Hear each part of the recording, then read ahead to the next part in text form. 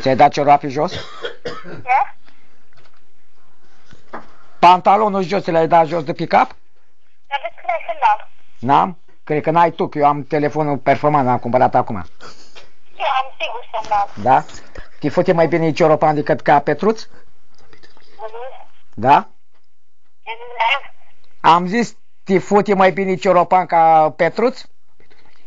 Dragule, nu am încercat încă. Da? Nu mai fi așa, de ce ești ca vulpe atunci, întrebări chiotare? Ești ca vulpe, întrebări. Umbli după găini moarte, după pune moarte, nu-i moarte, vii. Dragule, până acum nu m-am putut cu niciun afară cioropan. Măi, mamă, lasă-mă cu tare, că ești fată mare, nu? Ai auzit? Ești fată mare. Te dai și fată mare de acum, nu? Adică ți-o dat-o Petruț, o băgat-o prin toate găurile care le-ai întrebări și prin urii cu tare și zici că ești fată mare, nu?